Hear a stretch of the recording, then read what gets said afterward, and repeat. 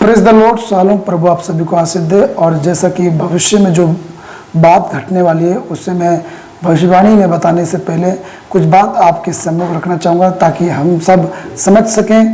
पहले के जो भविष्यद्वक्ता थे परमेश्वर की भविष्यवाणी करते थे हानि लाभ की, उन्नति की।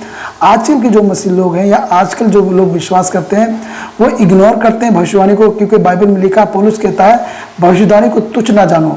तो आजकल लोगों का इतना विश्वास भविष्यवाणी को लेकर नहीं है, वचन को लेकर है। तो वचन भी तो यही बोलता है कि भविष्यवाणी को तुच्छ ना जानो। बहुत से लोगों को मैंने देखा है कि वो पुराने नबियों को, पुराने भविष्यद्वक्ता को सही मानते हैं, परंतु आजकल जो भविष्यवाणी कर रहे हैं प्रभु के दास दासी, तो उनको वो कहते हैं कि तुम फॉल्स हो। परंतु वचन तो साफ कहता है कि भविष्यवाणी को तुच्छ न जानो। और हमें वचन क्या सिखाता है उसको हम देखेंगे। यदि आप वचन को ज़्यादा महत्व देते हैं तो वचन क्या बताता है भविष्यवाणी के बारे में और भविष्यद्वक्ता के बारे में, इसको सुनेंगे। हम देखेंगे 1 कुरिन्थियों 14 का 1 पद में लिखा है, प्रेम का अनुकरण करो और आत्मिक वरदानों की धुन में रहो, विशेष करके यह है कि भविष्यवाणी करो। देखिए यहाँ पर पौलुस कह रहा है कि तुम्हें आत्मिक वरदानों की धुन में रहना, परंतु विशेषकर क्या करना है, भविष्यवाणी करना है। कौन से वरदान की चाहत करनी है? देखिए आगे क्या कहता है, 5 पद कहता है, मैं चाहता हूं कि तुम सब अन्य भाषाओं में बातें करो, परंतु इससे अधिक है चाहता हूं कि भविष्यवाणी करो।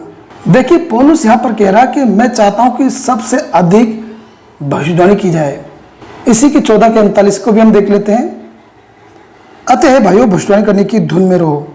देखिए यहाँ पर साफ साफ वचन कह रहा है कि अधिक चाहता हूँ कि भविष्यवाणी करो, भविष्यवाणी की धुन में रहो और विशेषकर भविष्यवाणी करो।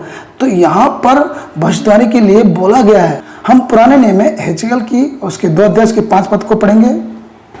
और तू उनसे कहना, प्रभु यहोवा यूं कहता है, इससे वे जो बलवा करने वाले घराने के हैं, चाहे वह सुने या ना सुने, तो भी वे इतना जान लेंगे कि हमारे बीच एक भविष्यद्वक्ता प्रकट हुआ है। देखिए यहाँ पर भविष्यवाणी के विषय में बात बोली जा रही है। ये भविष्यवाणी करना एक परिचय है भविष्यद्वक्ता का, चाहे कोई सुने या ना सुने, कोई विश्वास करे ना करे, ये परिचय है कि वो भविष्यद्वक्ता है। और दूसरा, जिसके पास भविष्यवाणी का वरदान है तो इसका भी प्रकटीकरण हो जाता है कि उसे भविष्यवाणी का वरदान मिला है।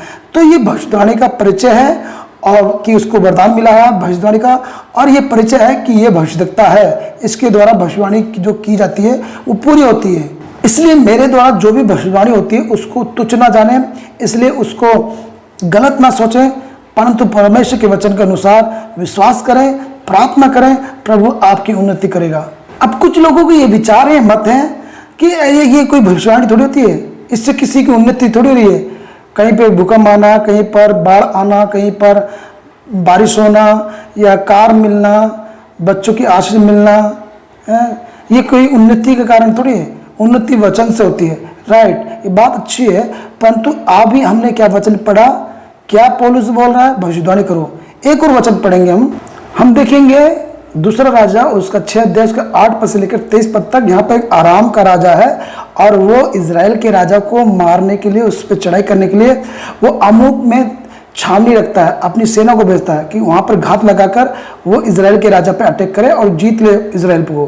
परंतु बाइबल कहती है सोमरोन का भविष्यद्वक्ता एलीशा वहाँ मौजूद होता है, और जब जब वो प्लानिंग बनाता है आराम का राजा, ये सारी प्लानिंग परमेश्वर का ये एलीशा भविष्यद्वक्ता सुन लेता है और वो इजराइल के राजा को, वो सारे प्लान जो आराम का राजा इजराइल के देश के राजा के लिए बना रहा है उसे घात करने के लिए, वो सारे प्लान को परमेश्वर का दास भविष्यद्वक्ता एलीशा इजराइल के राजा को बता देता था और उसको बोलता था कि तू अमुक की रास्ते से मत निकला, वहाँ पर तेरा दुश्मन ने छावनी की है।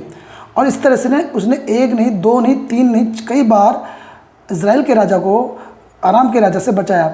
और जब ये बात आराम के राजा को मालूम हुई कि बार बार इजराइल का राजा मेरे हाथ से बच जा रहा है, तो आराम के राजा को बड़ा गुस्सा आया और उसने एक पंचायत बैठाई, एक मीटिंग बैठाई और उसमें उसने बात करा अपने सेनापतियों से, मंत्रियों से, और ये पूछा कि हमारे बीच में ऐसा व्यक्ति कौन है जो हमारे इस प्लान को बता दे रहा है, यानी कि मुखबिर कौन है जो हमारी इस प्लान को बता दे रहा है और बार बार इजराइल का राजा बच जा रहा है।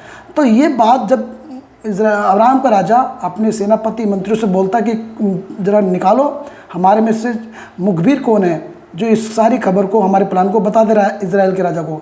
तब एक कर्मचारी बोलता है, दूसरा राजा, उसके 6 अध्याय उसके 11 और 12 पद में लिखा है, एक कर्मचारी बोलता है कि ऐसा नहीं है राजा, तू मत घबरा, क्योंकि बात यह है कि इजराइल में एक भविष्यद्वक्ता है जो तेरे शयन की कोठरी, यानी कि जो तेरा सोने का कक्ष है, रूम है, जब तू अपने रूम में कोई बात करता है या तू सपने में भी अगर बड़बड़ाता है या सपने में भी तू बोलता है, वो सारी बातें जो शयन कोठरी में, यानी कि तेरे रहने के रूम है, उसमें जो तू कुछ भी बोलता है वो सब एलीशा भविष्यद्वक्ता सुन लेता है। तो देखिए यहाँ पर परमेश्वर बता रहा है कि वो एक कर्मचारी बता रहा है एलीशा को कि वो तेरी सारी बातें जो एक बंद कमरे में तू बोलता है या करता है, प्लानिंग बना रहा है या सोच रहा है, वो सब बातें तेरे मन की सुन लेता है। कौन? एलीशा भविष्यद्वक्ता। तो हम इस वचन से ये सीखते हैं कि जिसको भविष्यद्वक्ता की सेवकाई मिली है या जिसको वरदान मिला है भविष्यवाणी का, तो वो भविष्य की बातों को सुन सकता है, देख सकता है, क्योंकि उसको ये वरदान है, उसको ये भविष्यद्वक्ता की सेवकाई है। इसलिए प्रियो, मेरे द्वारा जो भी वीडियो आती है भविष्यवाणी की, उसे तुच्छ ना जाने, परंतु हम अंतिम दिनों में हैं, हम अपने आप को तैयार करें।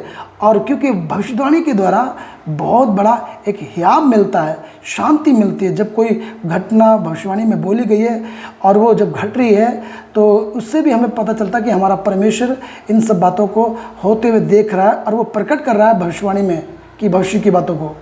और हमारे चैनल को सब्सक्राइब कर लीजिए, और भविष्यवाणी के बारे में, उसके वरदान और भविष्यद्वक्ता की सेवकाई के बारे में आप मैंने वीडियो को बनाया है, उसको जाकर देख सकते हैं, सुन सकते हैं, और आपको मालूम होगा कि एक सच्चा भविष्यद्वक्ता कौन होता है और उसके क्या काम होते हैं।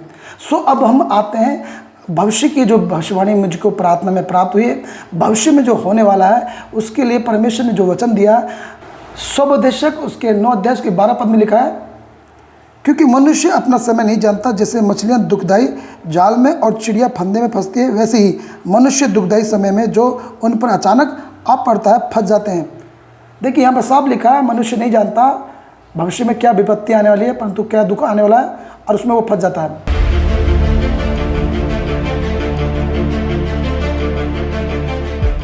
तो इसलिए हम प्रार्थना करें। मुझे जो प्रार्थना में दिखाई दिया, प्रार्थना में मैंने देखा कि नेपाल देश पर एक भूकंप आया है, और प्रार्थना करें कि नेपाल देश पर ये जो विपत्ति है, परमेश्वर इसको टाल दे, परमेश्वर अपने लोगों की रक्षा करे, मनुष्य की जानहानि की कोई नुकसान ना हो, प्रभु सुरक्षा दे।